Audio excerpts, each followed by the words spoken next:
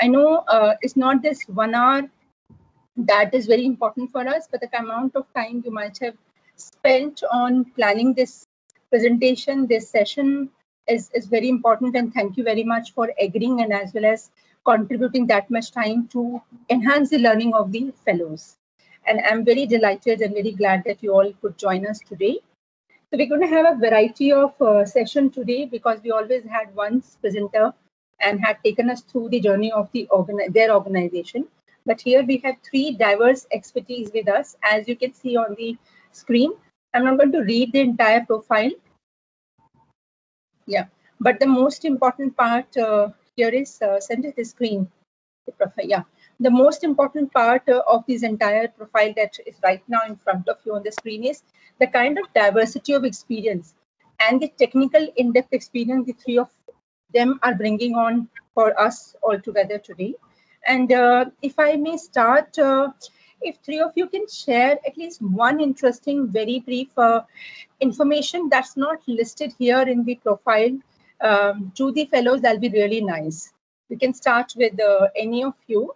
Any interesting which is you feel that will be, will know you better before we get into the formal mode of presentation.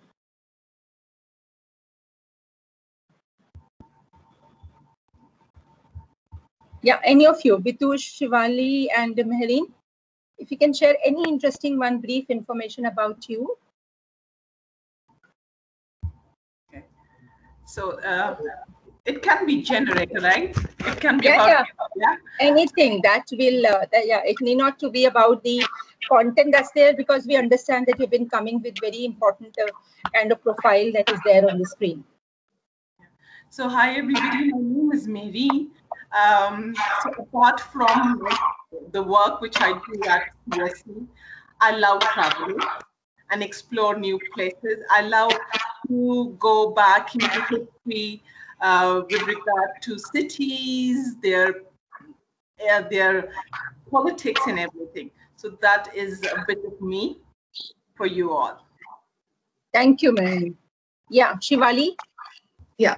So hi everyone, I'm Shivali, and being an architect and planner, I've been always interested in green and sustainable solutions, and that journey was being facilitated by Center for Science and Environment, where I presently work. And I'm always interested to interact with municipal functionaries, to talk to them, to find out what is the issues in their city and what is the cause, rather than directly jumping into solutions. So that is my area of interest, and I'll try to take you through that journey as well. I think this is fantastic. I think you're setting the tone, Shivali, here. Yeah, Bhitush, if you could just know anything about you, interesting one. Yeah, hi everyone. So basically, when I was doing my bachelor's, I did my master's in mechanical engineering. So, and I went into sales. So I was trying to sell air conditioning systems at one point of time, but then soon I realized that it was not my cup of tea, and I wanted to do something for the environment. So I fondly call myself from learning to make machines to pollute. I decided to kind of work for the environment to make sure that the machines which are done are not polluting. And another aspect of mine when I did my master's is that since then I've been really interested in working in how can we manage sanitation. So some people fondly call me as shit manager as well. So this is very interesting. Thank you, Bhitush. I think you had a journey from Faridabad to Kanpur that we can see, and now again back to Delhi. So welcome you all on behalf of Center for Youth and India Water Partnership. And we are very delighted to have you 3 on board. And yes, we can start with the presentation. Shivali, if we can start with you. Sure. We'll share. Sanjay, yeah. You can let the screen be shared.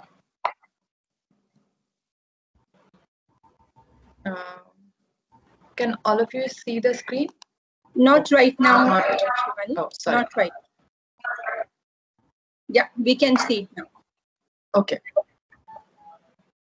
Okay, so Welcome everyone again, and let's start. First, this presentation will be divided into 3 series. First, I'll make a brief introduction about the organization where we come from, Center for Science and Environment.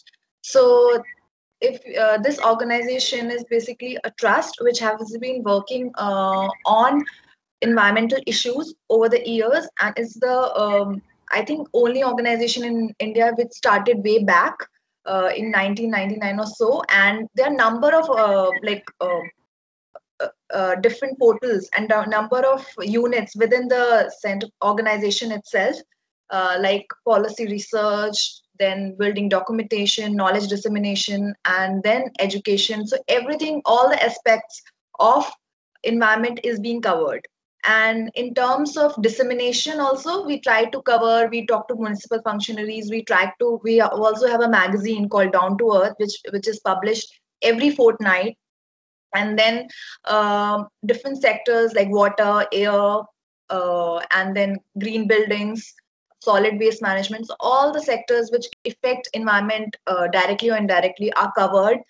And there are number of units and number of manuals we have published over the years. So to name few within the water, because we come from the water unit of all the entire CSE, there are number of units. Within that, we come from the water unit.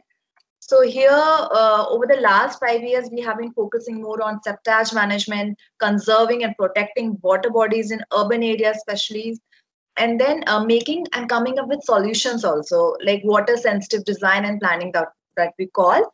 And then we also come up with different technical advisories for government for giving them roadmap and directions that how can we move forward. So let's start with the country solution. So how we approach different problems. So here if we talk only about the water sector, so we know that India is one of the water stressed country all over the world. But is it really the water stressed? So I'll be asking a few questions here and there in between the presentation. Okay, so what do you guys think that is there a problem of water in India really, or it's just we are not able to manage it properly? Is anyone want to just give their opinion? Is there really a problem of water scarcity? We do not have water wherever you stay, the place that you stay or organization that you work with. Do you realize there is a huge problem of water? We do not have water at all, or the existing water bodies, are we polluting them, or we are not managing the water properly? Shivali, the chat. Okay, well, I sorry, my screen is shared, so I am not able to read the chat. Sorry. Okay, so Shweta is saying management is a big problem. Anubhav is saying, I feel the water is of what the issue is of water management. I think they both agree on the water management, and we are waiting for for rest to. Okay, sure. So we are. So yeah, so thank you so much for answering. So I think we are on the same page. So we see that water stress is a problem, but it is not in terms of quantity of water. We are not managing the existing water that we have. We are polluting our existing resources. We are not taking care how we rejuvenate and sustain our water. So we have certain quantity of water, but what are we doing to sustain it? We are making different machineries and different equipments to get more and water, extract more and more water. But what are we doing to conserve it? Yeah, and in fact, Shivali Abhishek has written that water management and behavior is another issue that needs to be as well. Yeah, so the entire perception, that water is something that we can get in any quantity, any time of the year, any time of the day. So, and it's the government responsibility to get water for us. It's nothing, no other person's responsibility. That behavioral aspect. So, thank you, Abhishek, for pointing it out. And then Dr. Veena Kanduri is saying that is about the demand management rather than the supply side. Exactly. Yeah. So that's based on Dr. Meena's suggestion, input. I'm just moving forward. That we say that where is all the water resources? We have Niti Aayog report, which says that we do not have water, and we have number of reports. We have number of news articles and everything, which says that cities do not have water, even though they want to go for 24 hours water supply, but they claim that they do not have water. And then, so where does all our water resources are going? And especially if you observe all over the world, India is the country which is largely dependent on groundwater as a resource, other than surface water. No other country, especially cities, would not be dependent on groundwater that much. So where is all this groundwater going? We are just making machinery and putting efforts in extracting groundwater. So earlier, what used to happen that based on all the inputs that have received in just now, that it's not we are in consensus that it's not the water shortage, but it's the mismanagement. It's not the problem at the supply side, it's the demand side problem. So here, because people are not aware, why? Because they do not have any role in that. Earlier, historically, if you see, before independence, community had a huge role. All the local resources were there, ponds and lakes and wetlands. Community had a role. They had a say. They used to manage within the community their water resources, and then that community role was just taken away after independence, and water became state subject. So now what is happening? What is the scenario? So these pictures do we see in news here and there, especially in urban areas, urban poor. We do not have water, we have tanker supply. People go for water, and there are a lot of fights, especially to get water, interstate fight. Within cities also, there is a lot of inequality. Some sector is getting more than 200 LPCD liters per day per capita of water, and some areas of the same city, especially the urban poor, do not even get 40 to 50 LPCD per day. So on one hand, this is the scenario. And do you also see this over the news? This year, what is the news that you saw? They are like quite famous news. Can someone read the chat? Yeah, let me see with the chat. Yeah. So this, I'm just trying to show that, this on one hand, there's a water scenario. We are trying to get, there are a lot of people who are suffering and not able to have sufficient quantity of water. And within the same city, we see such situation. And we say that we do not have water, and people suffer again because of a lot of water over the monsoon. So why this contradictory situation? And do we even addressing it? Are we even accepting it that we do have such contradictory situation? How do newspapers and policymakers forget that over the monsoon we have a lot of water and becomes suddenly a liability?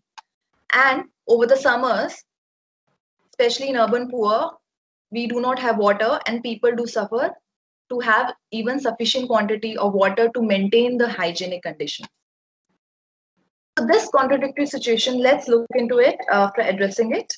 So over the years, what we have seen that number of cities have increased. The urbanization in terms, not only in terms of within the city, the number of cities all over India has increased. It's now more than 8,000 urban centers.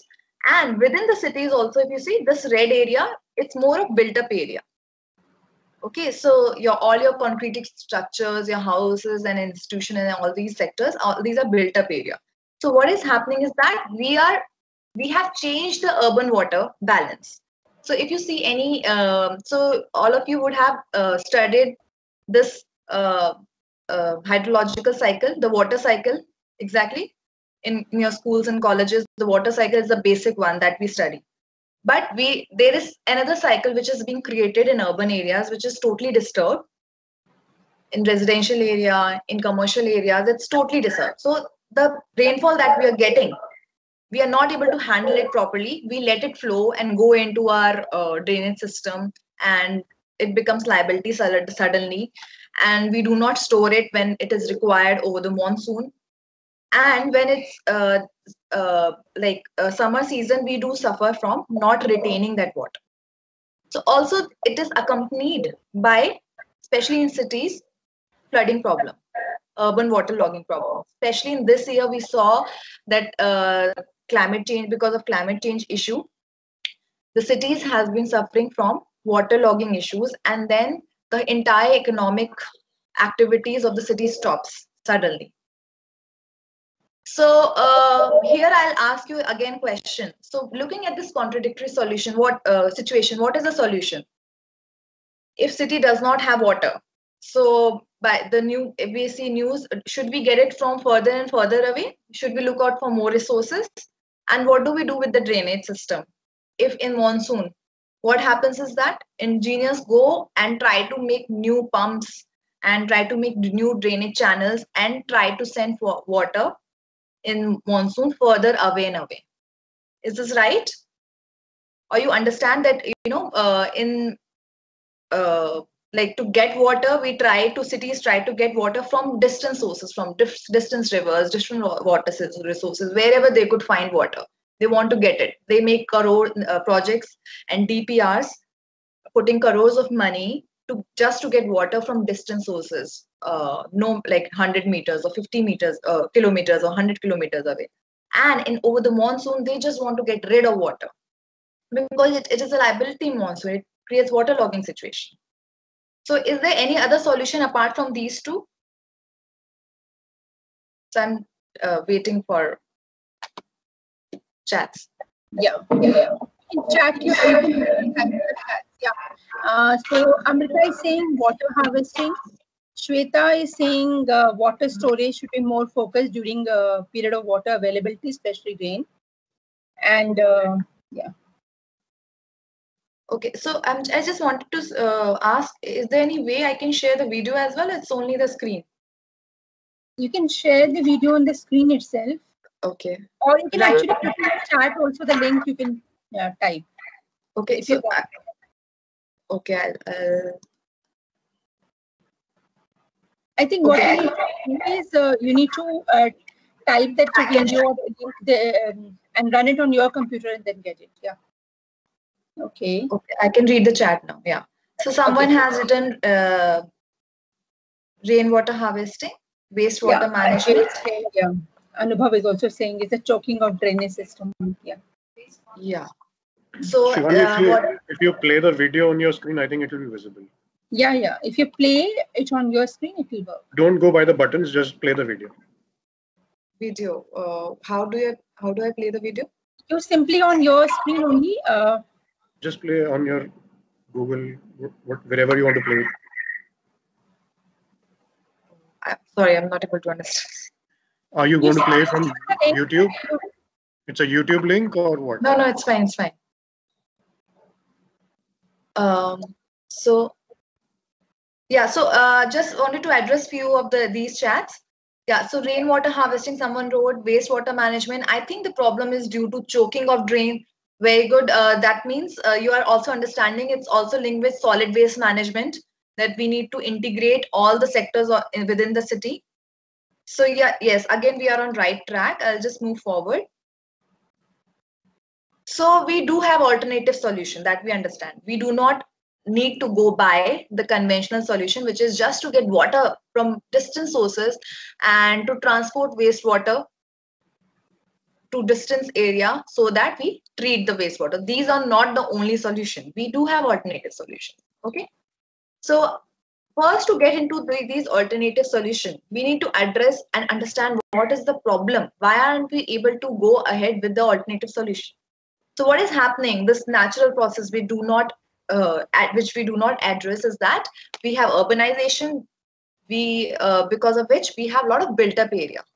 Okay, and we have when we have a lot of built up area, we lose out on the lot of green spaces, and we do not take care within the cities about the catchment areas, the floodplains, because we have administrative boundaries, right? We have, according to the ownership, we have landmarks and all the documents are there. But for the catchment area and floodplain area, it's not that strict a law, and it's not embarked and marked properly within documents.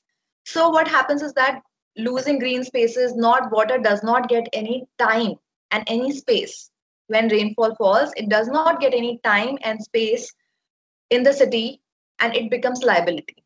So what we have poor quality of runoff. Whatever water we have, rainwater we have, it's a very poor quality. It mixes with your solid waste, it mixes with your wastewater, And at the same time, it is not infiltrated within the ground. On one hand, we are extracting a lot of water from the ground. On the other hand, we are not letting water to go down into the groundwater. And groundwater has formed over the years. And it has been declining. We have also the problem of urban flooding because of this phenomena. And then existing water bodies, because of wastewater and solid waste going into it, is of getting poor quality. So this is a natural catchment, which is usually there. And this is the urban catchment, which is kind of disturbed. So what we are saying, all the solutions came from you guys only. We need to look at water demand and supply, water conservation. We need to look at rainwater harvesting solutions. We need to see what are the existing local resources. Is there a nearby pond within the city? And what is happening to that nearby pond? Only solid waste going in. That pond can have multi-purposes that can take care of your overall excess runoff over the monsoon, and it can supply water for non-potable purposes of the city.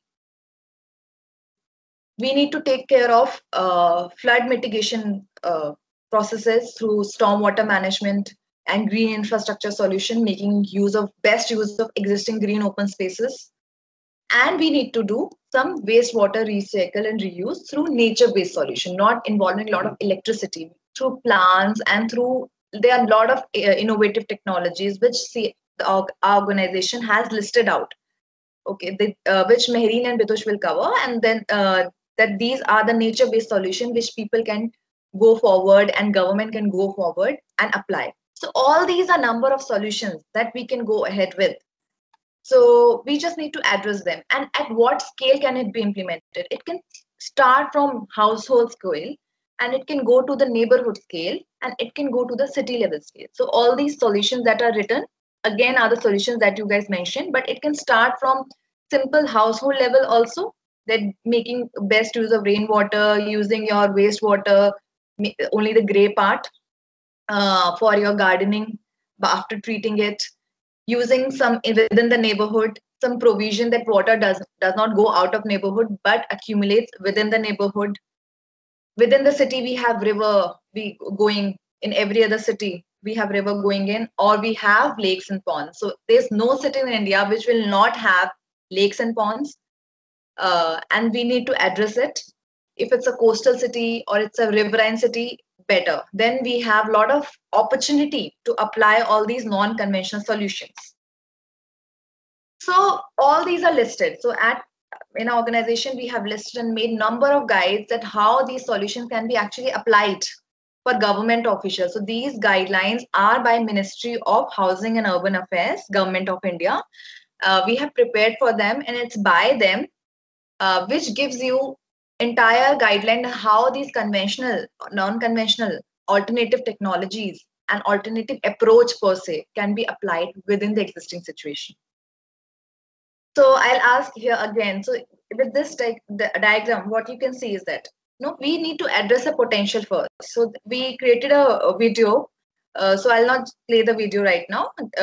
It's just that trying to show that within 1 hectare of land, if we contribute within a city only 1 hectare of land, we can actually have 7 million liters of water, for example, in Chennai, because the data will keep on changing with rainfall.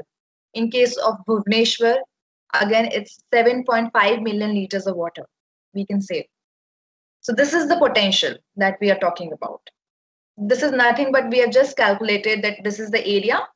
Area is your meter square. Rainfall data we get in height. We multiplied area with height, we get the volume. And percentage we see, okay, maybe you're not 100%, we are not able to retain, we only able to retain 50%. We divided by 2, half. This is the potential that we can get if we only contribute 1 hectare land of the entire city. But in a city, land is valued more than water. So land becomes very valuable for real estate people, and it's not addressed. So what we do, we say that, okay, value the land, and within the existing land uses, for example, you have shops, you have houses, and you have greens also. So I'll ask one question again here. You see, this is the breakup of different types of cities. Okay, so this is commercial, industrial, public, recreational. So what is the major chunk of land that you see in all these cities? Two major chunk. Tell me the color or land use. I'll read in on the.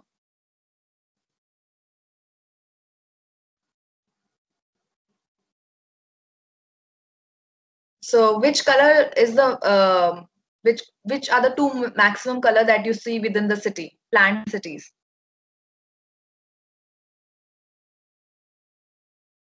So I'll just say because I can't read the answers. Orange, yeah, residential. And second most? Green. Okay. So it's the so within the any planned city, if you see, residential area would be the maximum area that would be contributed within a city, and second most will be the green, which in a planned city. So how can we make these good uses of, and these are the areas which will not have that much like problem of water quality issue. Okay, we within neighborhoods and residential area per se, if we can maintain solid, if we can do good solid waste management, if we can involve community in existing green spaces on open areas. So within residential area, if you see, they have rooftops, sidewalks, paved parking, pervious areas. All these areas are there in the residential areas, and within the green areas, we have open spaces. So in Indian context, can we make best use of these two uses, land uses? And then we try to just make interventions at different scales. What is our purpose? Our purpose is to give water time and space. That is the approach. We are giving time for water. Okay, do not go fast. You are not liability for us. And we are also giving space for water. Okay, water stay with us within a city so that we can use you later for any other purpose. So we are, and right now it's the opposite. So by giving time and space at different, this is the concept. So it's a very technical concept, but I'm just breaking it down. It's a sustainable urban drainage system where at the source only, at household level, we try to see how can we retain water by different intervention, like green roofs are there, storage structure, recharge structures, permeable pavements are there, and you'll see a lot of case studies in Indian context also. At site, what we can do, we can incorporate different trenches, filters, rain gardens or so. At regional level, we can take care of lakes, rivers, and large wetland. So at different scales, what interventions can we make, and through which we try to retain the water. So it is just slowing down the speed of water, then reducing and allowing infiltration. So in all these structures, through different plants, introducing plants and making it pervious, we try to maximize the infiltration, that is what speed of water going down into the ground. We try to increase that. And and also we try to see, okay, water is not able to be retained at porous pavement, maybe only 10% is retained at the porous pavement. Okay, after that it goes to filter strips, grass area. So this is the porous pavement per se, for example, then it goes to filter strips. Okay, there 10% more is retained, and then there is excess runoff. Then it goes to swale. Swale is a channel which allows infiltration, and has a very slow speed, so it moderates the flow. And after that, it goes to a rain garden, and after that, it goes a detention base. Till the time it goes to your main river, it is quality-wise also improved because there are a lot of hurdles in between. We have taken care of hurdles. We have not increased the speed, and we have also given time for water to stay. So when there is a climate change problem, and we have suddenly in Mumbai, if you would have seen, in Delhi also now, in other areas, cities of the India, we see that suddenly very huge quantity of rainfall falls over a day. Okay, and that we trying to take care of. So this is one example. Okay, there's a road going on, water, and there's a stormwater drain also going on, right? This is already there, right? There's a road and there's a drain, which is already there in most of the roads of the city. In that road, within that road, there are also in between, we see there is green areas and footpaths and trees. So can we just have small intervention, design intervention? For example, water can first go into this, stay here, and then overflow can go into this drainage system. Another example is called rain garden. Within all the parks, and so every city will have regional park, district park, and your neighborhood park, tot lot park. So these are there in all the cities, planned within the UDPFI guideline. These are there.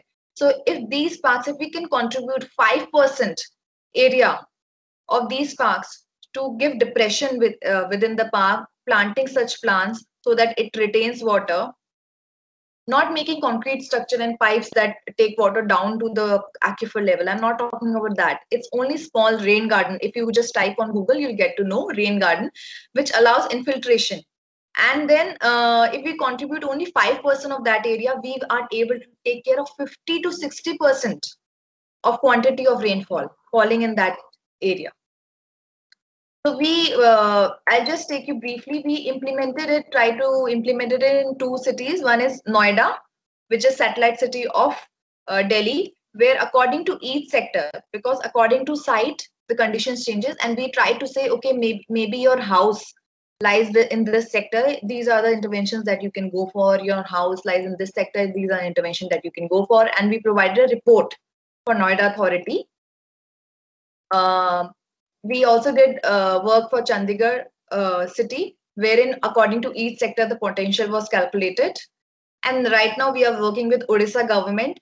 Here I told you 2 concepts, right? Right, you identify how residential and green open spaces. With Odisha, we are working with green open spaces. That within these green open spaces, what is the potential? Can we make best use of these green open spaces? Of course, rest of the area will be used for playing and other recreational purpose. Only the area which is there for landscaping purpose, if that can be used. So we tried to showcase within different cities. I'll show you for 2 cities. This is Bhubaneswar, capital city of Odisha, and wherein according to the city we saw, okay, what is the overall slope? A river is going, okay, and this is the overall slope. What are the different green areas? And what are the different scales? We can implement only contributing, if you see, contributing very less, 1 to 3% area of parks. Existing parks are there, we identified. Then we are taking, we can, 59 million liters of water can be harvested within the city. So they are working right now because they have a scheme which we, Jal Jeevan Mission, within that they have a scheme of supplying 24 hours water supply to the city. So they have addressed, they have realized, okay, we are providing 24/7 water supply, but how will we get water, so much of water every year? So we need to take care and of putting water back into the ground also. So that was big city, Bhubaneswar. There's another city, Rourkela. Again, within the city, it was seen that what are the existing resources, what is the overall slope, and what are the different parks which are already available, and how can these be implemented, and how much, only contributing 1 to 3% of total park area, how much we can harvest. So with this, I end this presentation, and you can ask few questions again, and we can discuss more, because we have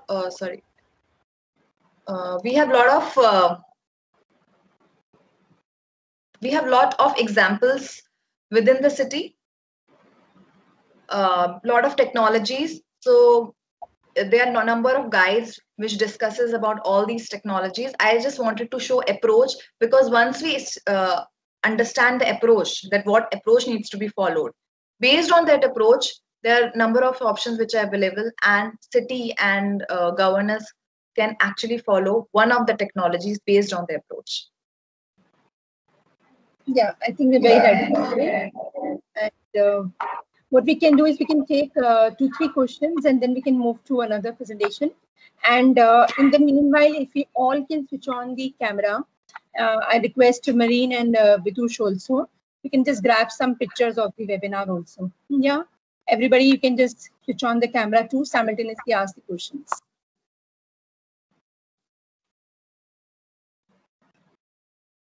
Any city specific, or for example, the place you are staying, or organization you're working, and you're working on a project, or maybe in general, if you have any question related to your city, then also you can ask. Or if you want to suggest something that this should be done, then also you can go ahead.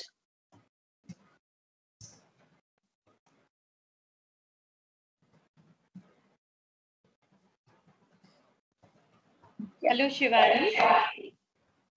Yes. We Hello. all switch on the camera also, please, simultaneously. All the fellows, everybody, please. Just for a couple of minutes. Everybody can come online on the video. Yeah, Veena ji, please go ahead. Yeah. I was just asking Shivali one question. Though I know that this is a very good approach for maintaining the gardens, that the central park should be at the little low area. I have a question related to flood, low-lying flood area, where during the monsoons I'm talking here about the Gurgaon, where the water is always flowing and it's overflowing, and sometimes it is entering in the houses also, because the drainage system is not adequate to take this whole water. So where the parks is by the Municipal Corporation of Gurgaon, can suggest that there should be some design problem in the parks maintained by, and the water can be to the subsoil. So is there anything that can be suggested to the MCG? Because this flood area is having a lot of problems, which is not handled by the Municipal Corporation of Gurgaon. Yeah. So yeah, we have had meetings with organization, I think Guru Jal, in Gurgaon. They are working good in this sector already, but there's no need to be more buy-in. So there are a lot of streams and nala which are already there going in Gurgaon. So those are the opportunities areas, and also the green open spaces. So these are the two opportunities area which are identified. And apart from that, there are a number of households and societies with private RW societies which are trying to incorporate rainwater harvesting structures. But the problem which occurs over the monsoon, that cannot be handled only at the household level, and that need to be taken care at by identifying all the streams, especially the Najafgarh drain, if you know, and the Najafgarh lake which is there. If that can be restored, because there are a number of cases and PIL going for protecting the lake itself and protecting those Najafgarh drain itself. So making interventions at the Nala itself, can cater to 20 to 30% of rainfall which is falling in that area. Making green belt around that Nala, stopping encroachment only, and marking area within the master plan. And if the government comes up with vulnerable pockets, okay, these are the identified vulnerable pockets, and one need to take care of only these pockets and make maximum interventions. Along the roads also, there are footpaths, and in those footpaths also, the example that I showed you, the rain garden and swale and bioretention area, along the footpaths also, if those structures can be made to just to retain water and stay water. In combination, if we do all the efforts, then only the problem will be solved, because there already there's huge concretization, and there's a lot of high intensity of rainfall. If we only make one intervention, it will not solve the problem. It has to be at all the scales. So thank you, Shivali. Thank you. Anybody has a question, or we can move forward? And rest of the fellows, if you can just switch on for 1 more minute, then get switch off your Hello, camera. Shivali ma'am. Myself, Niharika. Yeah, Niharika. Ma'am, I have done with Bhitush sir SFD for Faridabad, and sir helped me in identifying various problems for Faridabad, like for water itself and for sanitation also. So we identified like main problem in Faridabad was that there is a problem of lake restoration. There are lakes which are not there, like water is not there, and they have, like, it's been years, they are not existing in their pre-existing states. And also there is a problem of water supply. A huge groundwater pumping is there in Faridabad. So what do you suggest? Like we know the problem, so how should, like, how does implementation has to be started? So you know the problem, but before implementation, you also need to know the cause of that problem. Why are those lakes dry?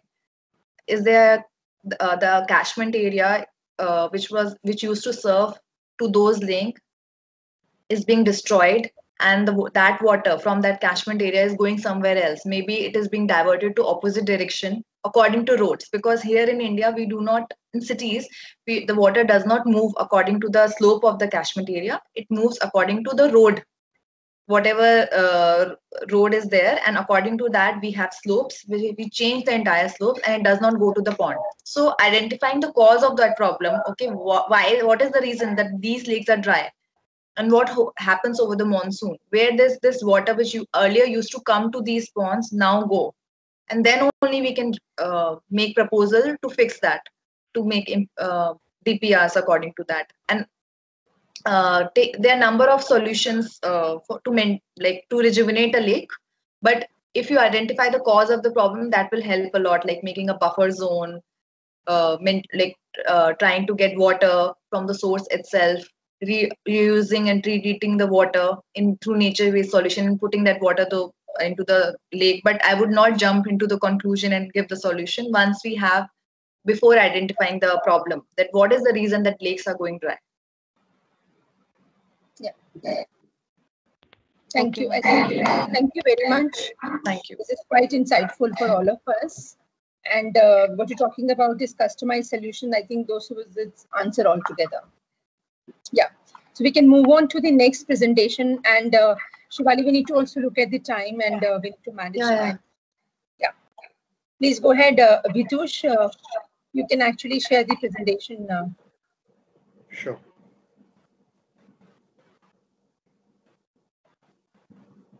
Yeah.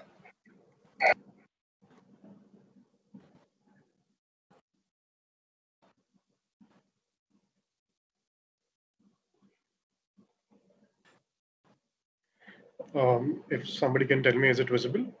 It's visible, Bhitush, very clearly. Yeah. Okay. So I'll try and. Bhitush, I raise hand one sec. Amrita, do you have anything to share? Ma'am, I wanted to ask one question, so I can ask after the sir's presentation. Is okay? I think that's okay. Yeah. Okay. Yeah, please, Bhitush, go ahead. Okay, so I'll try and keep it brief. Some of the participants here have actually tried to do this shit flow diagram. I'll maybe take their help as well during the presentation.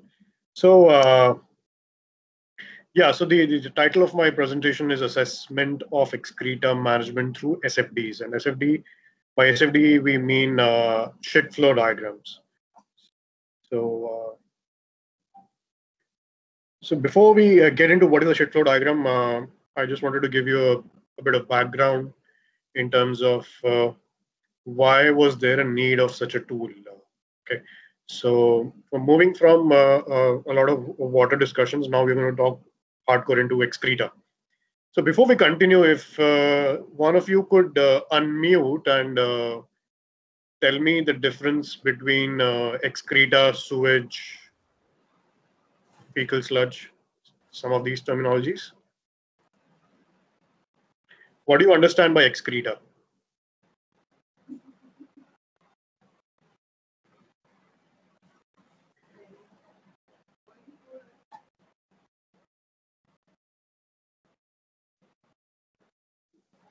Should I go to the chat to understand what's there? No, they haven't put anything on in the chat box also yet. Anybody can? Yeah. We refer to like in excreta means waste matter consists of urine, sweat, especially include feces that is discharged from human body or animal body. Okay. And what is sewage?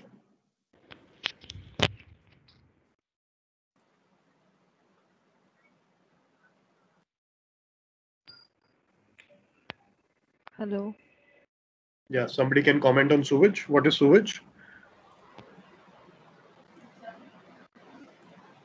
Sir, sewage is, it is a type of a wastewater that is produced like by a community of people. Consists of domestic or municipal wastewater that consists of both grey water and fecal sludge, or the excreta part. Okay.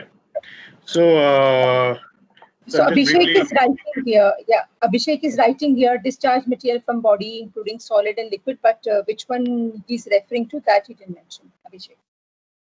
all right. So, in interest of time, let me just put some more light to it. We very loosely use these terminologies: wastewater, sewage, grey water, black water, yellow water, etc., etc. So basically, what we are referring to is, so if we use water and then we discharge it, it's called wastewater. Anyhow, whether it's an industrial wastewater or it's a domestic wastewater. So domestic would be from residential areas. It would kind of consist of water which goes through our toilets, through our kitchens, through our bathrooms, so on and so forth. So whatever goes via toilet is also called black water, and rest of the water from rest of the household is called grey water. And there are various ways and means of treating grey water as well as black water separately. And what we generally have, if we have a sewerage system in the city, though in India we kind of struggle around 35% is the maximum for the urban areas only I'm talking about, is what we have touched upon in terms of sewerage systems. So what we do is we kind of mix all this water and we put it into a conduit or a pipe or an underground pipe network, which is called sewerage network. So if the wastewater flows through these conduits, we can call it as sewage.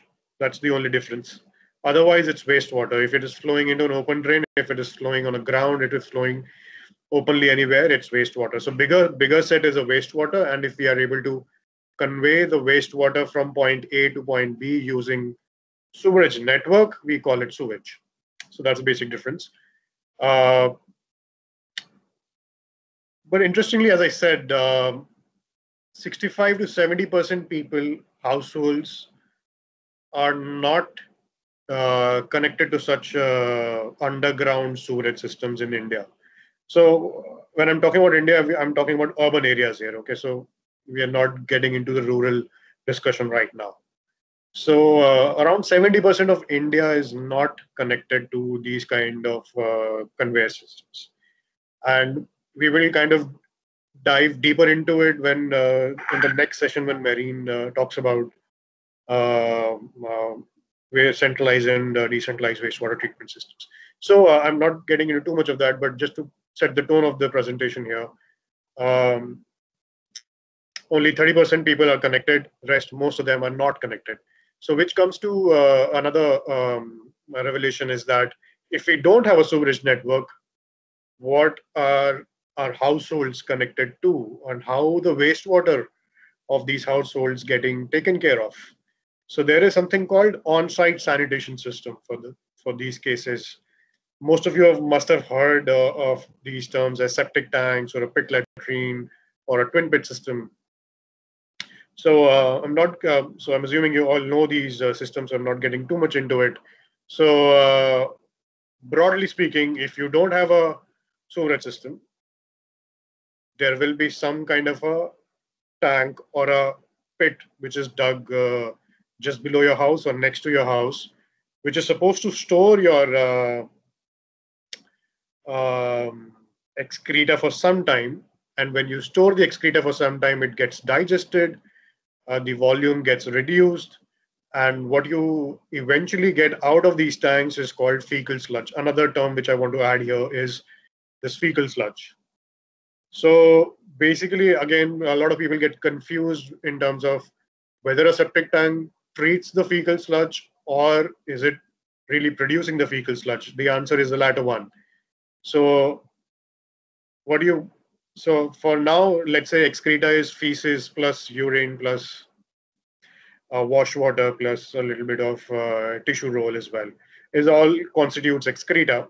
So when we flush down through our toilets, this excreta is conveyed using water from our toilets to either a tank or the sewerage network in urban scenario.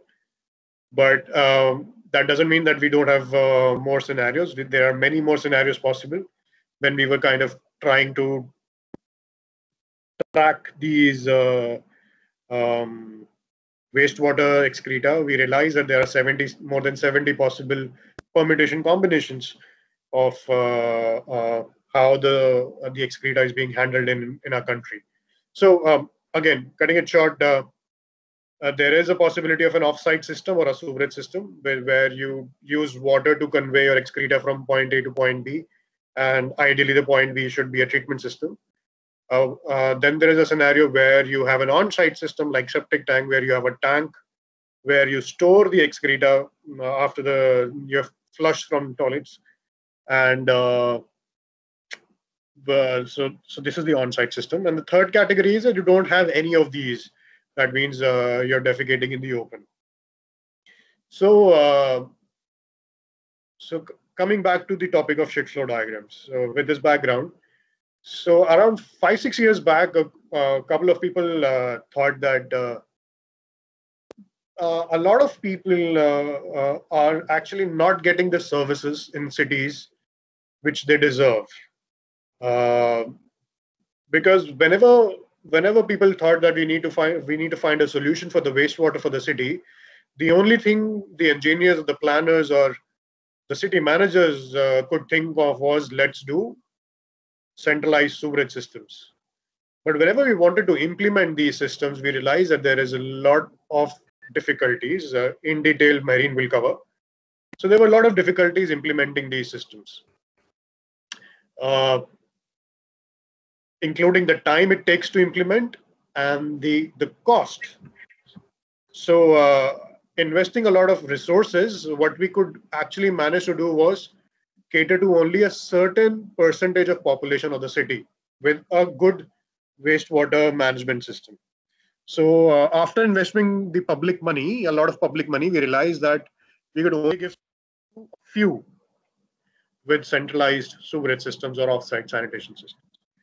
So when we used to take up this topic with the city managers, they used to say, okay, these and these colonies are connected to the network, and we are responsible for managing the wastewater of that part of the city.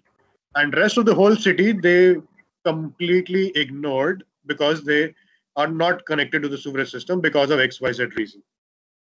So this is one of the reasons why this diagram came into being.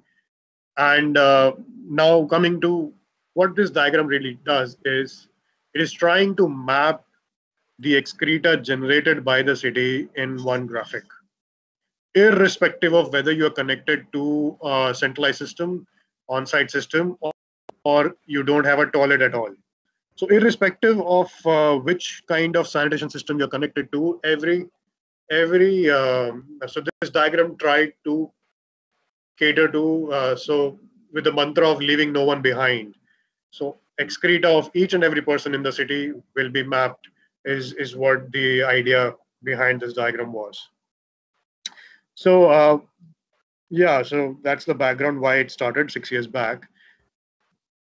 We cannot see the presentation, the diagram that you're talking about, that we couldn't see. Okay, let me just share again.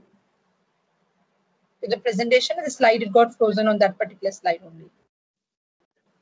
Is it visible now? So yeah, the slide where you're talking about the consortium partner, that slide is. Yeah. So basically, all these organizations came together. Not very important information, but yeah. So there were global players, and then from India, CSE was one of the organizations to brainstorm how this diagram should look like and how should we really make this diagram. Okay, so what is it? As I said, it's a graphic, but it's a very effective communication tool because it brings everybody's excreta on board. It's a tool engineers, planners, decision makers can use. Interestingly, it doesn't go into volumes or kilograms of excreta. We talk in terms of the percentage of population. because irrespective of the medium you choose or you are dependent on, you should be represented on the diagram. And that's why we use the unit as percentage of population. It represents the public health hazard. We'll come to this. How does it really do that? And it also, once the diagram is done, it really helps the decision makers to decide on the priorities of these sanitation investments. Having said that, there is a graphic to it, which has these red and green arrows, and then there's a report to it. Why do we need a report? Because the graphic does not convey the behavioral aspects. The graphic does not talk about what are the sources of data we have used. The graphic doesn't talk about the quality of the service aspect. It's more in terms of numbers and the quantities. And that's the reason there is a small brief report accompanying with the graphic, which gives you the whole story. So this is the master shit flow diagram. You can see at the top, you have a whole chain, which is called a sanitation service chain or a sanitation value chain. And on the leftmost column, you have the three possible ways the excreta can travel in the city. Either it's an off-site sanitation system, or it's an on-site system, or it's open defecation. And to broadly explain you how the arrows turn red and green is, if you look at any of the stages at the top, so this is the whole chain at the top, which says containment, emptying, transport, and treatment. Whereas the excreta gets contained in a tank or not. Once the tank gets filled, you need to empty it. Then you need to transport it to a treatment facility. So this is the whole chain which gets, the excreta has to follow. So what we are looking at is that each of these stages, how that city is performing within their percentage of population and within that sector of sanitation. So for example, in off-site sanitation, how is the containment done? Is it safely done? Then it's green. If not, it's red.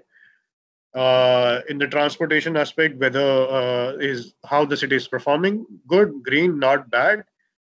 Whether the city is able to really treat all the excreta through that medium. If yes, green. If not, red.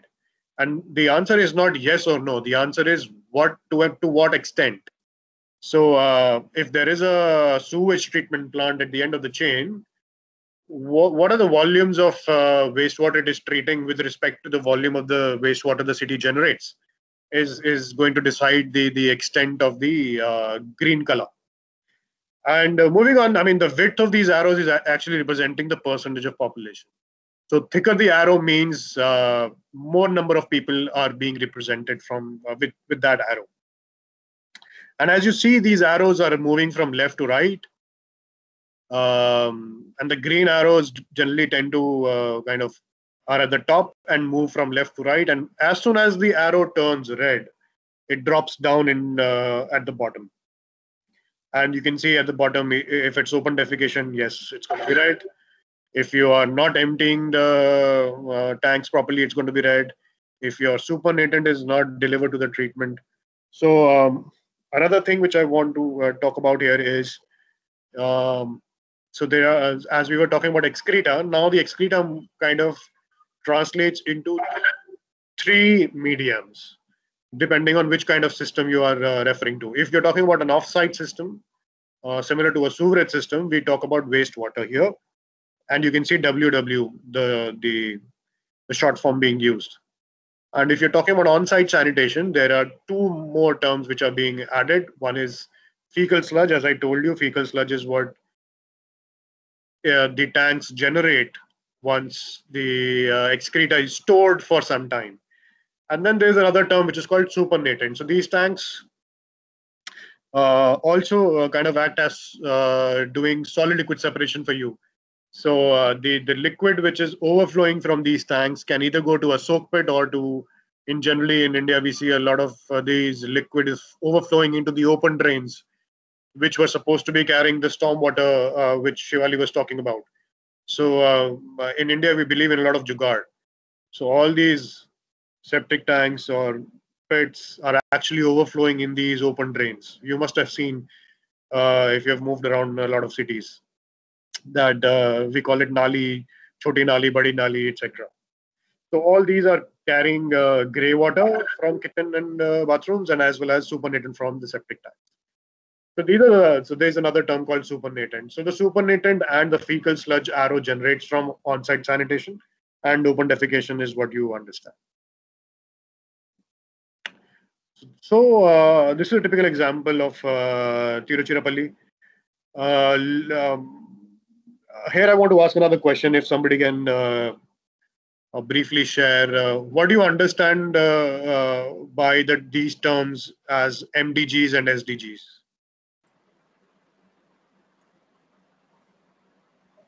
Or let me share the full forms: Millennium Development Goals or Sustainable Development Goals. Has any one of you heard of these terms?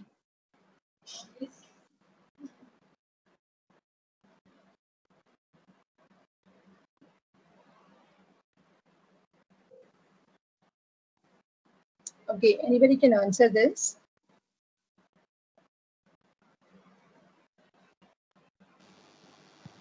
Hello. Yeah. So my name is Amrita. So as you have already mentioned the full forms, so basically all the SDGs are like they are like a key point or kind of a blueprint to achieve a sustainable future for every country or globally. So these are like call for action for all by all the countries with respect to education, poverty, health, water, and then urban cities, etc. Okay. Thank you. Thank you for sharing this. And I see in And the chat yeah, somebody else. yeah, Yeah. you can see the chat. Okay. In the chat, Abhishek says MDG was till 2015, very rightly said, and for achieving development across different sectors. Yes. So thank you for sharing these answers. And yeah, as Abhishek said, that we were targeting MDGs till 2015. In SDGs, it's more about sustainability. It's more about inclusiveness. Again, the mantra is leaving no one behind with respect to, as I think Amrita shared, be it gender, be it water supply, be it so all these sectors which are making sure that the world is becoming a better place to live in is what SDG is all about. And so the SDGs, we are looking at 2030, and to make sure that the basic services at least reach to so leaving no one behind. Yes. So there are several goals to it. I'm coming down directly to the point. We're talking about now Sustainable Development Goal 6.2 here, which is safe water and sanitation for all. So if you look at a shit flow diagram of, let's say, Tiruchirappalli, this diagram. So with respect to MDGs, they have done really good, because I mean, and this diagram was done way back in 2015. Sorry for taking a old example, but it suffices. So if you see 95% people, if you look at the leftmost column, have access to some or the other kind of the toilet facility, either through an household toilet or through a community toilet. Only 5% people in the city were defecating in the open. So this was back in 2015. So in another year or two, Tiruchirappalli managed to eradicate open defecation as well. So they were able to achieve the MDG. MDG said that each and every individual should have an access to toilet, and it kind of stopped there. That if you have the access to toilet, MDG has been achieved with respect to sanitation. But SDG talks about the complete chain. The chain, you'd look at the top: containment, emptying, transport, treatment. So 2030, in a way, if I had to make a shit flow diagram for the whole world, all the arrows should be green. That means each and every stage of this chain, you should be managing it well. The excreta should be managed well, not just having access to toilet. For that matters, the Swachh Bharat mission also, what we achieved was access to toilet. A little late, but India kind of, if we need to, I mean, if we happen to believe to the numbers the government shares with us, So we achieved in 2019 access to toilet to a large extent, if not 100%.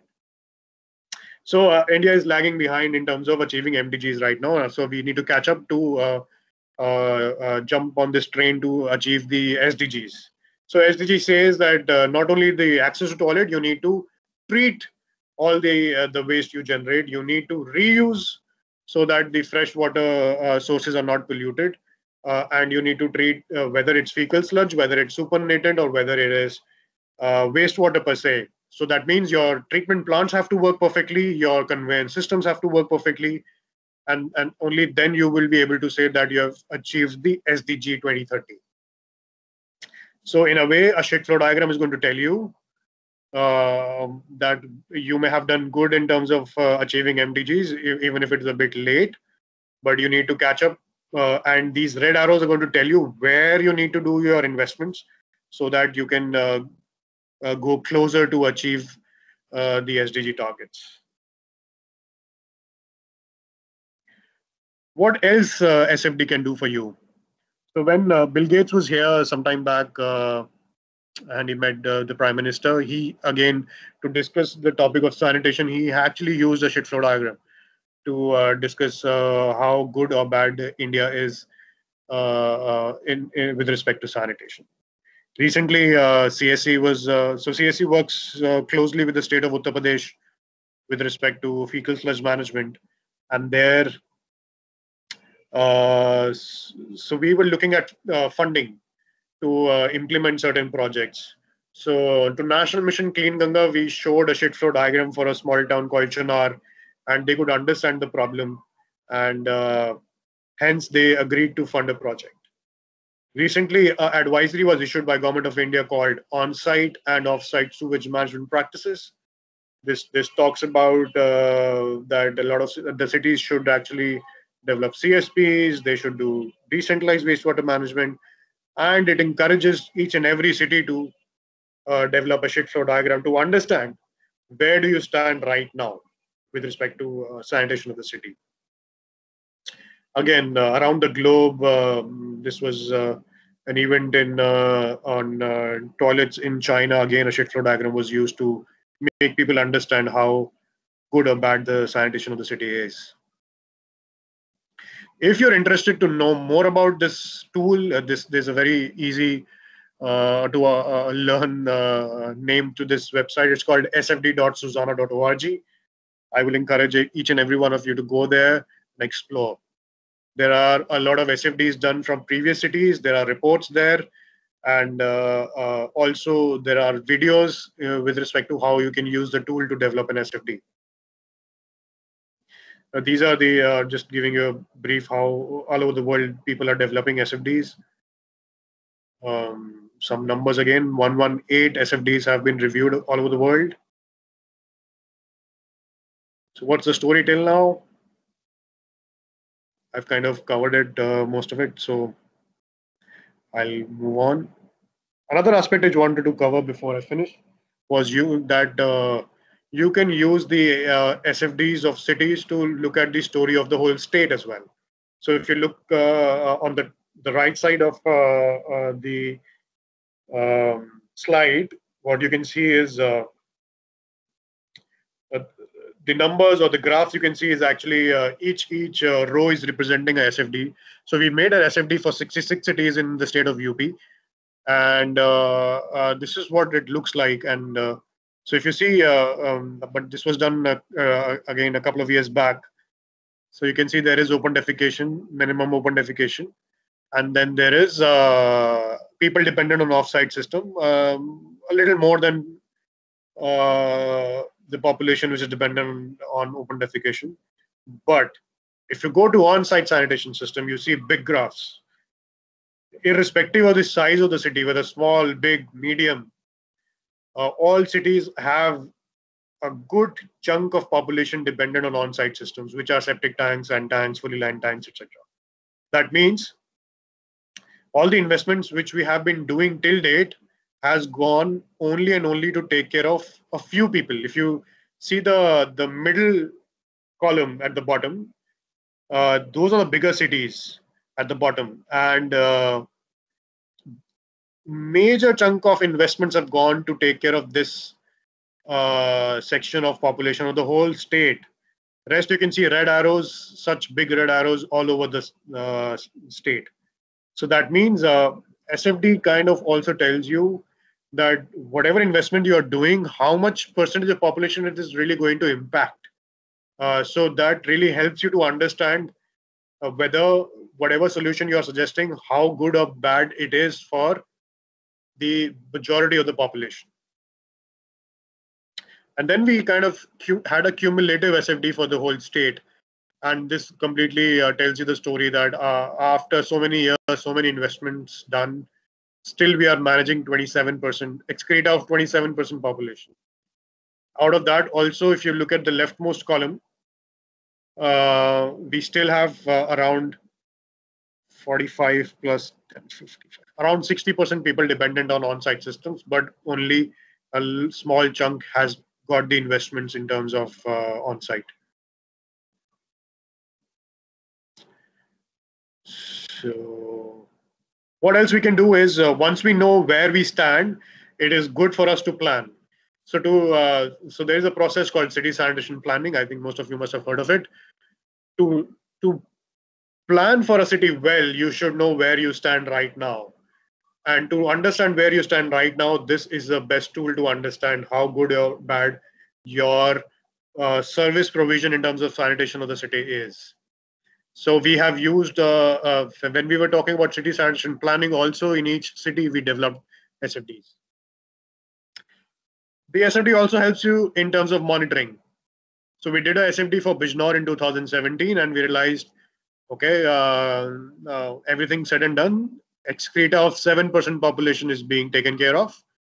After 3 years, the city has done some investments in some projects, and the diagram changes the way you see, and they have moved from catering to 7% population to 47% population. So that's a good jump for a small city like Bijnor from 2017 to 2020. So the SFD can clearly show how good or bad your progress is with respect to sanitation. Okay. So to conclude, it can help you identify the interventions, because where the arrow turns red is the problematic area, and there you should be looking at solutions. It gives you the snapshot of the current situation. You can very well understand where you stand right now. It can, once the SFD is done, it helps you to do advocacy for implementing the projects you think should be done looking at the arrows. So the methodology has been globally accepted. So it's not just Indian cities I'm talking about. SFD from an African city and an SFD from an Indian city is comparable because we use same terminologies.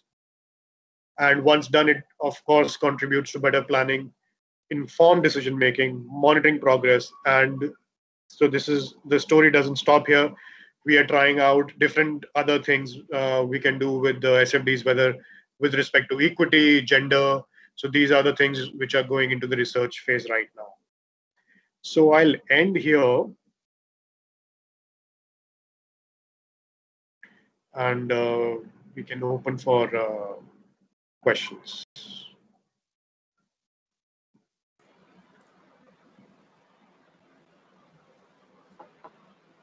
Bhitush, you can see the chat, right?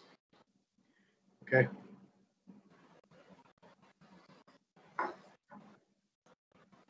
There's new items today that Delhi Jal Board is handing over water sewage lines to private companies. So this is one today, and then Preeti has a question. Okay, so that's an interesting thing, Preeti.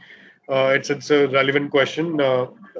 We are in India. Data is not very easy to get, but again, it's a very. I will try and give a small answer to this, but there is a methodology of data collection which is there on the website. To cut it short, when we go and develop, so CSE has developed more than 100 SFDs in India right now, and I think we have kind of crack the code of getting access to these set of data. We start with the secondary data available. We collect all the secondary data before we get into the field. And then we, of course, visit the relevant stakeholders. We interview relevant service providers. So we don't limit ourselves to the government service providers. We go to the private players. We also go to masons, how good or bad the tanks they're constructing. We go to desludging operators who desludge, empty the septic tanks. These are private players again, because government turns a blind eye to on-site systems. So private parties are there.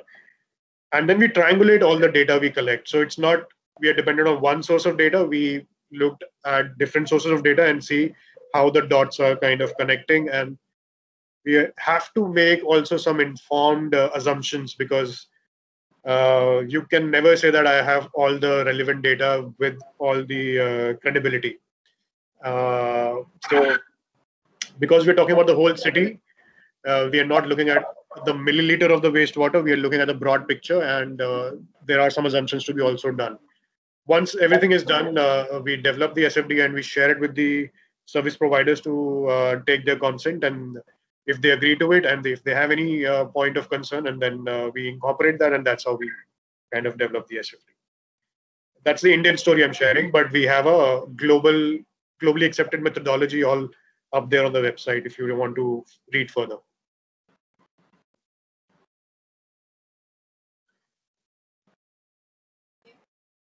Okay, Anubhav is asking, I want to ask you about the behavioral issue of open defecation in the state of Bihar.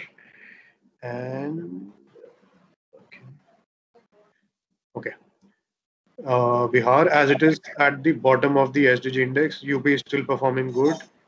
I want to tell you there are many examples where people are having access to water, still they are defecating in open. Then how at these places shit flow diagrams or any that kind of management will work? Okay, to be very frank, shit flow diagram cannot help you in behavioral aspects. We need to look at other tools, other IEC tools, other behavioral change communication tools. But the report can only convey that the services are available, but because of behavioral issue or because of maintenance, it's not always behavior, because the toilets are not maintained well, is also one of the major reasons people don't use those toilets. So we can't just say it's behavior. So there are various reasons why people will not use the toilet, and we need to use certain other tools to counter that aspect. SFDs can't help you in terms of changing behavior. Again, it is going to tell you the existing service provision in terms of sanitation the city is able to provide in terms of percentage of population. Yeah, that's if you want to say that's a drawback. Yeah, behavior change is not there. Yes, Niharika, as you said, awareness programs and many more things we'll have to do.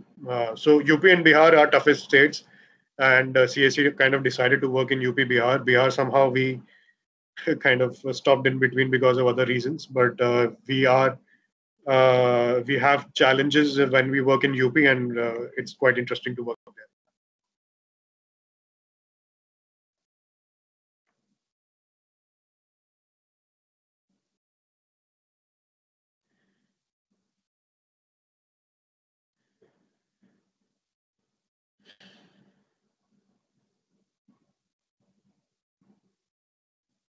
Okay, so I think in interest of time, I would rather invite Mahreen, and in the end of the whole presentation, also we could, all three of us can be available if anybody has a specific question to any of us.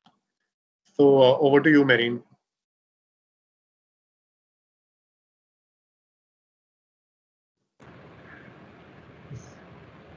Thanks a lot, Bhitush. Am I audible? Yes. Okay. Yes, you are audible. Thanks. Yeah. Thank you very much. I'm just trying to share my screen. Okay. Can you see my screen? No. Yeah, Mary, Not yet, and there's some connectivity issue at my end. So yeah, please go ahead. We can't see your screen just now. Not yet, Mahreen. All right. Not yet.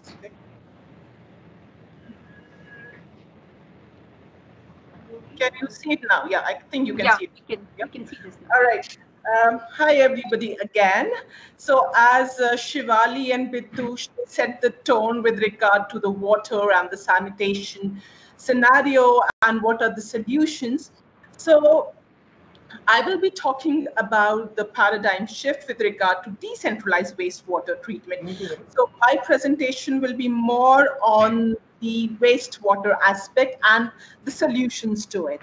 As Bhitush did mention, that when we talk about the on-site sanitation systems, we have if it is a septic tank, you have the sludge which settles down, then you have the effluent, and then you have the scum. So this presentation will talk about the effluent. So before I really go into the presentation, I will just take the clue from Bhitush's presentation, which said that it's not all cities are connected to the sewer network. Not a single city in India has a complete sewer network. So, hello? Hello, am I audible? Is it disturbance or something? Hello?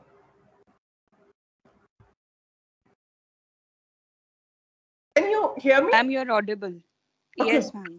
It's fine, Mahreen.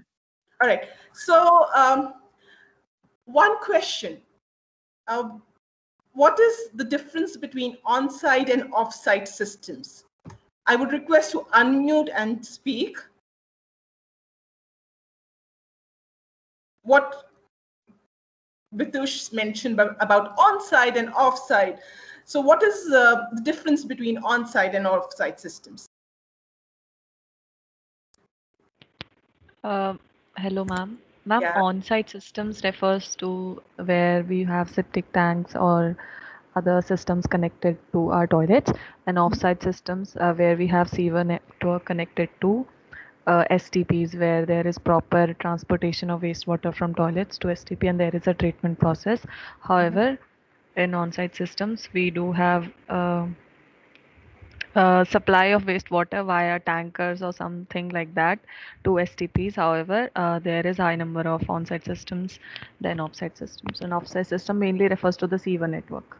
Yeah, perfect. So on-site, one more thing I would like to add is that on-site means treating the waste at the site itself. You have the septic tanks. Now, second question, from the septic tanks, generally, where does your waste go? From your septic tank in urban areas or pit latrines, where does your waste go? Ma'am, it's Niharika. Niharika, not again you, but somebody else. Hello, ma'am. This is Abhishek. Yes. Ma'am, generally the waste from septic tank can go directly into the open drain or wastewater drain, and it can be directly connected to some kind of water bodies. Like there are some kind of possibilities where. So basically, it is that all partially treated or untreated waste from your septic tank or on-site systems is going into the stormwater drain, and then from there it is going into their water, into your water bodies. Is it? Yes, ma'am. Yes, ma'am. And now the important point lies that your wastewater is not treated, so it's contaminating your groundwater, and it's contaminating the water bodies. So we'll be talking about this system, which is called the decentralized wastewater treatment system. So the structure of the presentation is that what is the concept principle of this alternative approach, its importance, and showcasing some of the best management practices which have been implemented with regard to this approach in India. So just as we all know, what is the conventional approach which we have been following since the British era is that we take water from far sources.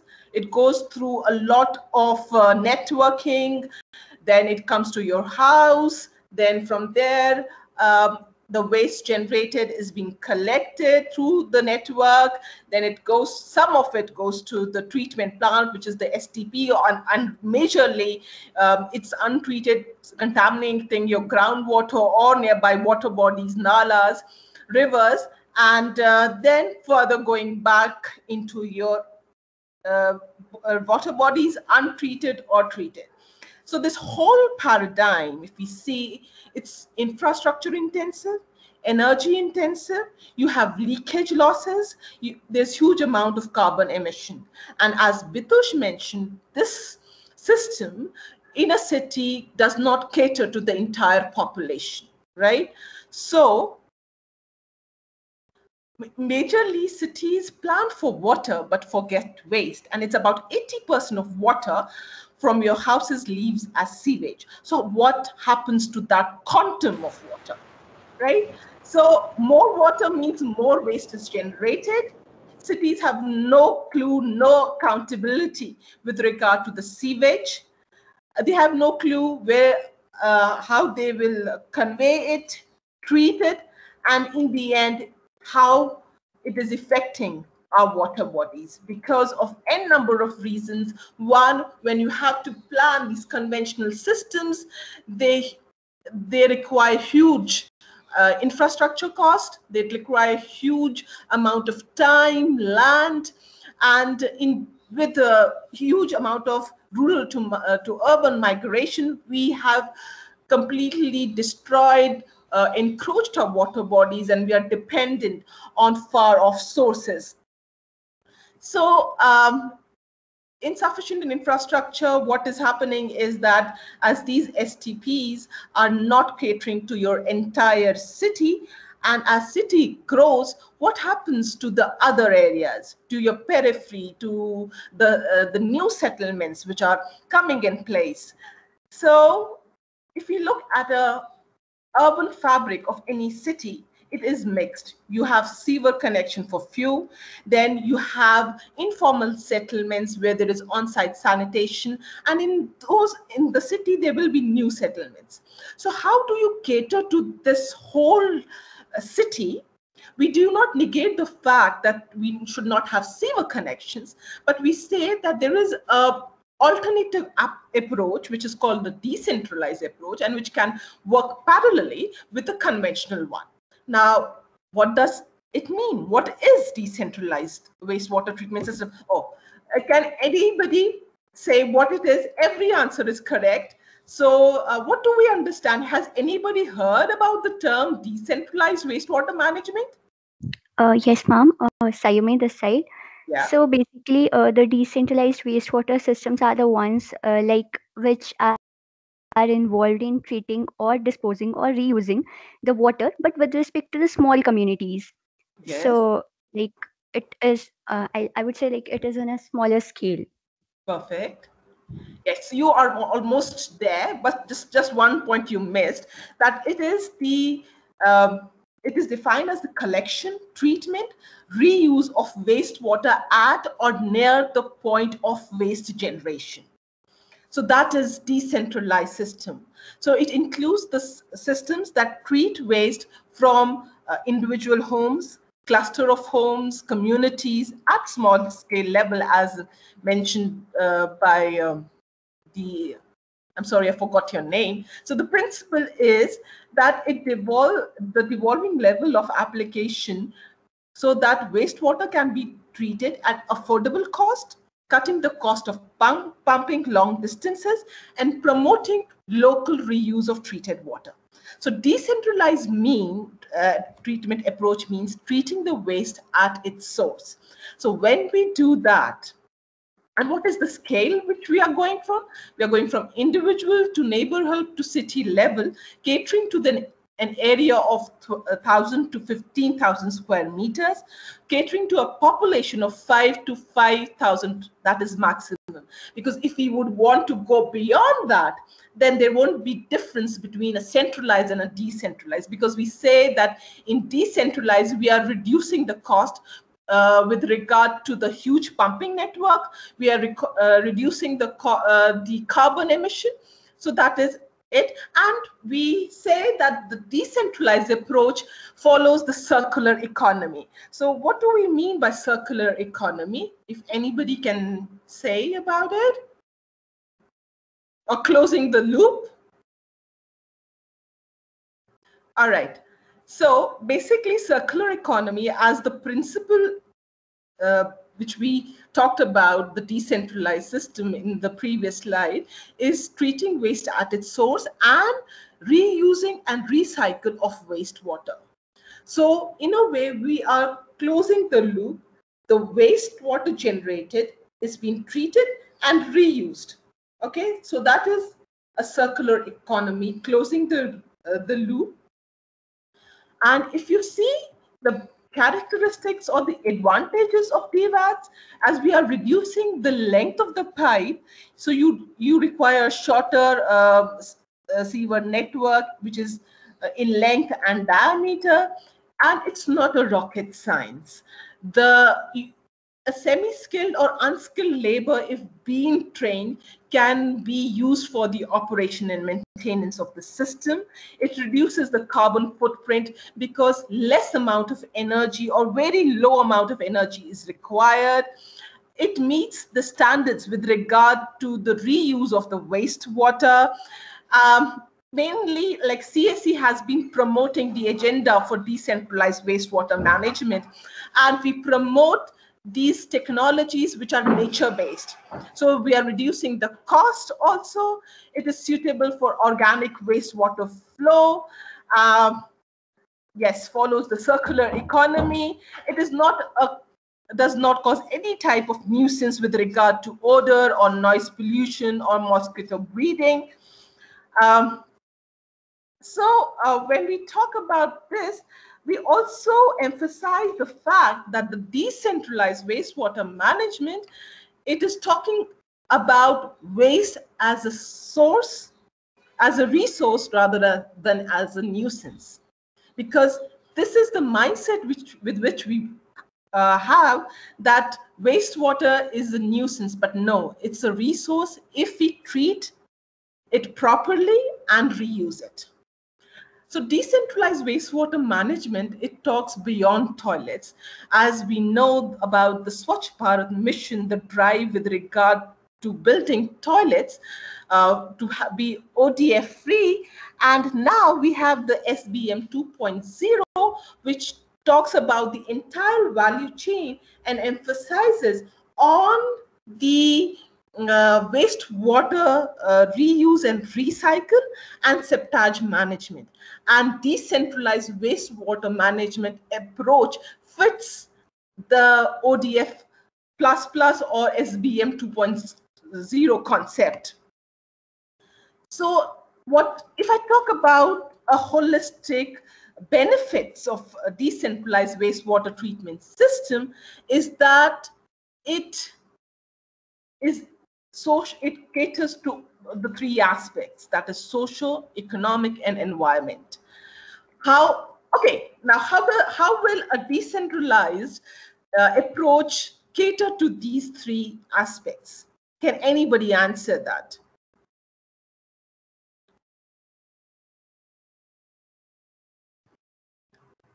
Hello?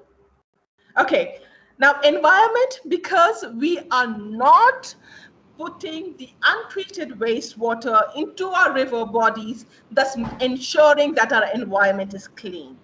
We are ensuring that even the public health is being taken care of, because when we talk about sanitation, one of the important aspects of sanitation is public health.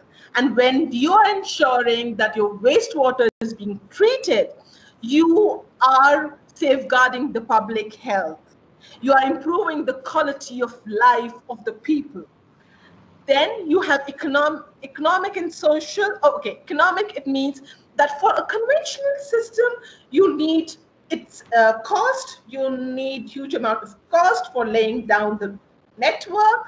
You need time for building it. But a decentralized technology, the minimum amount of time required to plan and implement is maximum 1 year. And it is because you're treating wastewater at a local level, so the involvement of the stakeholders, be it the beneficiary, the implementer, is there, and it's cost efficient also. Now, we have this online portal called Mount, which is menu on unnetworked technologies, which gives you which is comprehensive with regard to the treatment processes, be it on-site, decentralized, fecal sludge, in situ. And if you check the link is given, if you check the decentralized treatment tab, there are various technologies uh, and the case examples of these technologies where they are being successfully implemented and running. So I would request everybody to just go through this online platform, which is Mount, where you can find case studies successfully implemented of the various treatment systems. Now I would like you take you through some of the case examples, because we have this notion, all right, we are talking about the approach, but is it applicable? Is it implementable? Are there any case examples which can clarify our doubt that yes, this type of approach can be implemented? So I will be taking you through some of the technologies. One is the decentralized wastewater treatment system, which is being promoted by Center for Science and Environment. It is not patent at all. So if you see, this is the 3 modules which it has. Module 1 is septic tank plus improved septic tank, which I can say, and it caters, because wastewater, what it comprises of? It comprises of the solid components, it comprises of organic component, it comprises of nutrients, that is nitrogen and phosphate. And if the wastewater is coming from the bathroom, which is the black water, it will have some amount of pathogen, that is disease-causing organisms. So we have these 3 modules which are placed, and module 1, it is anaerobic, that is, the reaction, whatever happens, is in the absence of oxygen, and over here the removal of BOD, biological oxygen demand, which is the amount of oxygen required to degrade the organic component of the wastewater. In this module 1, the removal will be from for the settler or the septic tank will be 30%, and for the anaerobic baffle reactor it is going to be 70 to 90%. While as the module 2, which is called the reed bed or planted gravel filter bed, over here it caters to the nitrates and the phosphates, nutrients present in the wastewater. And the 3rd module is the polishing pond, because the first 2 modules, the first module is underground, so there is no contact with oxygen, while as in module 2 you have some contact with oxygen. So it caters to the odor and the pathogen removal. I can just show you these modules more in detail. So this is the first, that is the septic tank. So septic tank or the settler, which caters to the solid component, and from the effluent from the settler, it goes to this anaerobic baffle reactor, which is just an improved version of the septic tank. And if you see the sludge which is getting settled down over the course of this anaerobic baffle reactor, it is being degraded, because within the anaerobic baffle reactor, the reaction takes place, which in a layman language, the degradation of the organic component happens within the anaerobic baffled reactor, and then in the last 2 or 3 modules, depending upon the quality of the wastewater and the quality of and the purpose of reuse, we put the filter media, which is the commonly available pebbles and the gravels, so that if there is any amount of the solid component, it gets adhered on the gravels and the pebbles, and one more level of treatment happens. Then we have this platin gravel filter, where we have the commonly available wetland plants like canna indica, papyrus, and we have the pebbles and the gravels, in which the reaction with regard to transpiration, evaporation, photosynthesis, sedimentation happens, catering to the nutrient load. The nutrients present in the wastewater act as food for these plants. And then if we have the polishing pond, however, which helps in catering to the odor and the pathogens. But however, if you have space constraint, we can have this vortex. In this whole process, there is no energy required. But however, if you put a vortex, 1 horsepower of pump is required. And in this, when the water is being pumped in, the water swirls. The swirling helps in the aeration of the water to remove the odor. The CSE has been instrumental in implementing this type of technology, and we have some model projects, high visibility, high impact, model projects which have been implemented across India, be it at the Delhi Jal Board headquarters, or we have it in the various different at various different scales, various different locations.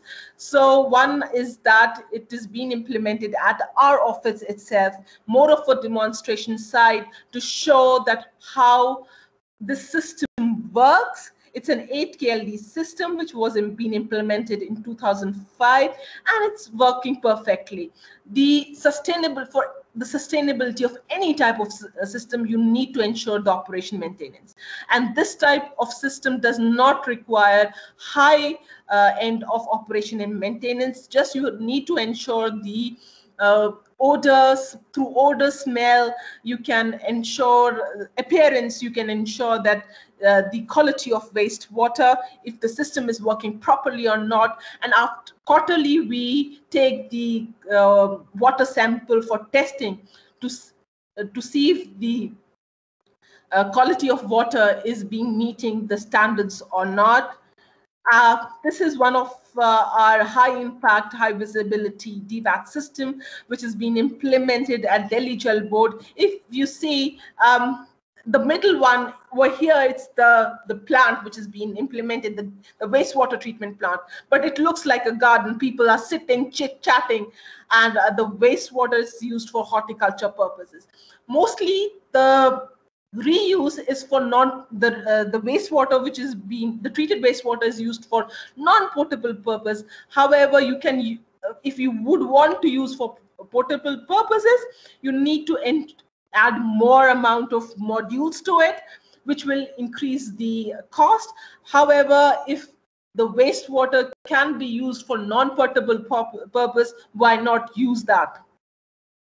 Another example is of Arvind Eye Hospital, which is also at institutional level, but the capacity of the system is 320 KLD. And system is running successfully since its implementation in 2003. If you look at it, wow, it looks like a garden. And how, if you have space constraints, how you can do permutation combination. They have put the settler, the first module, settler and the anaerobic baffle reactor as an underground system over a low parking slot. Then we have the planted filter bed, which looks like a garden. Then we have this is not a pond, but it's a polishing pond, one of the component of the DWWT system. And they're reusing the wastewater for horticulture purposes. All these systems, in them, the domestic wastewater is being treated. This is our recent model project, which is in the urban village of Ayan Nagar. So the scale, you can see the scale where it is being implemented, the quantity of treatment system, it's about 100 KLD system over here.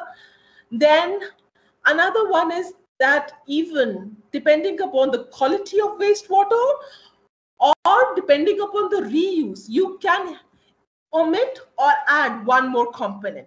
This is an example of 2.2 MLD system of constructed wetland, the second module, the reed bed, in which has been implemented in Indian Agriculture Research Institute. What they did, that they tapped the wastewater coming from low income colonies, which was going into the drain. They tapped it, and they then treated the wastewater in these huge parallelly 3 constructed wetland. And from there, the treated water is being collected in a collection tank, which acts as a polishing pond, ensuring the odor is taken care of and the pathogen, and they are reusing it for agriculture purpose, because they have huge amount of land where they are growing agriculture, which is agriculture produce. Another technology, it's Phytored. It's a patent of NEEL, National Environment Engineering Research Institute. Over here, what they have basically done, that after the settler, they have the Phytored bed, which is a combination of module 2 and module 3 of the DWWT system, that is the anaerobic baffled reactor and the constructed wetland or the reed bed. So the processes are sedimentation, filtration, adsorption, precipitation, all these are happening. The scale ranges from household to housing society. If you see this diagram over here, this is the Phytored bed. Over here, they have given baffle, which caters to module 2 and module 1 and 2 of the DWWT system. Then this type of technology is also used for rejuvenation of lake. So you see the scale. It's not only for reusing for non-potable purposes, the DWWT system, but also it can be used for rejuvenation of water bodies. Rajokri is a lake which is at the Mehroli Delhi border, and it was more of a community-led PPP model where first this is before picture. Look at the picture. They had to clean the drain. They had to restore the ecological value, creating an economic value. And now this is the picture. So they have made it a recreation. They have had now a recreation space. The social needs of the community is being dealt. It has a walking, cycling facility, and overall the rejuvenation of the lake has happened. So, the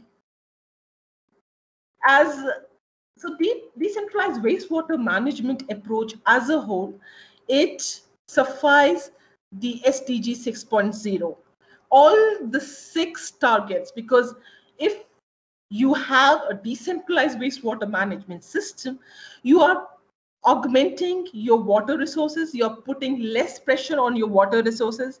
Secondly, you are catering to the sanitation and hygiene aspect. Third, the wastewater reuse and water quality, and water use and water resources. So with this, I would like to showcase some of CSE's presentation documents which emphasize on the approach of decentralized wastewater management. We have this reinvent, recycle, reuse toolkit, and then we have the decentralized wastewater treatment and reuse case studies of various agroclimatic region. Recently, we published this handbook on operation and maintenance of DWWT system.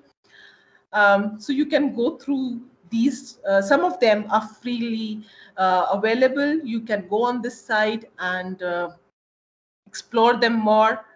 So our basic agenda is we cannot flush and forget. We have to find a new approach which is affordable and sustainable. We need to change our mindset. And that is what is happening. And COVID, this unprecedented time of COVID-19 has reinstated the fact that access to water and sanitation is the key for public health. So with this, I end my presentation. If you have any questions, you are most welcome to ask. Thank you, Mahreen. I think this is really wonderful. And the last, this particular one makes a lot of sense for all of your presentation, three of you. So this is really wonderful. Yeah, we can have questions and yeah, quickly.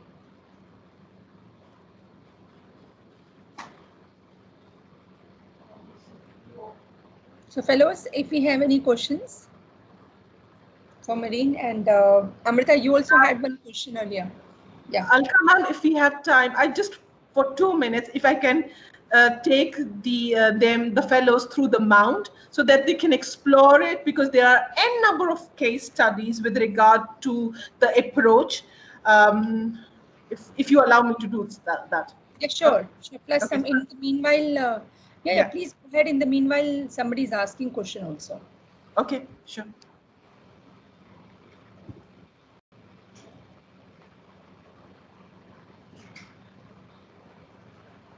Yeah.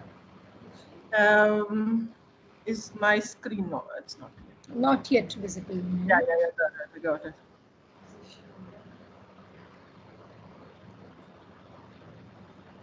So if you type cseindia.org, then you have this tab called Water and Wastewater. You scroll down, you have this mount, you open it. So mount is one-stop shop for sustainable sanitation solution for unsewered areas. We have a range of treatments from on-site, decentralized, fecal sludge, and in situ. So if I further search on decentralized, the technology, so the technologies, or it's been categorized as subtype of technology, capital cost, operation maintenance.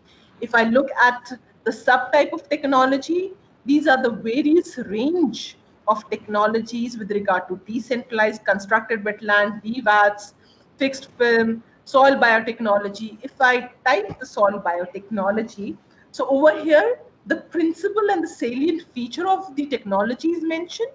And on the right side, the panel shows the various case studies where they are implemented.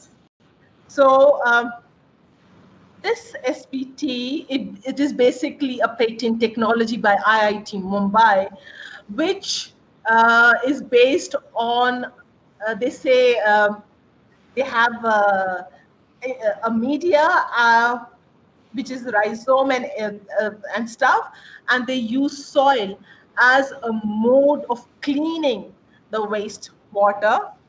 So one of this technology has been implemented at Lodi Garden. I'm sure most of you must be aware of it. It's 500 KLD.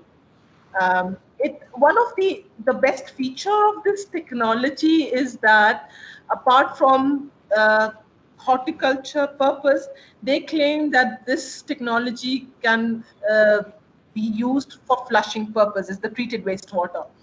And the New Delhi, this municipal corporation went for a type of partnership in which the implementer is accountable for the quality of wastewater, and they get their money annually with regard to the implementation and operation maintenance only if the quality of the water meets the standards.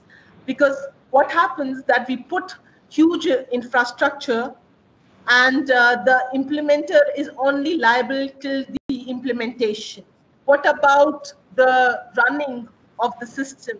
So this is one of a unique model where the implementer is accountable with regard to the treated wastewater. So you can go through and explore more about it.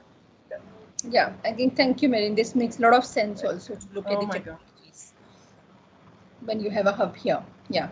So if there's any question, otherwise we can, we're coming to end of this program. And Beena ji, if you're around,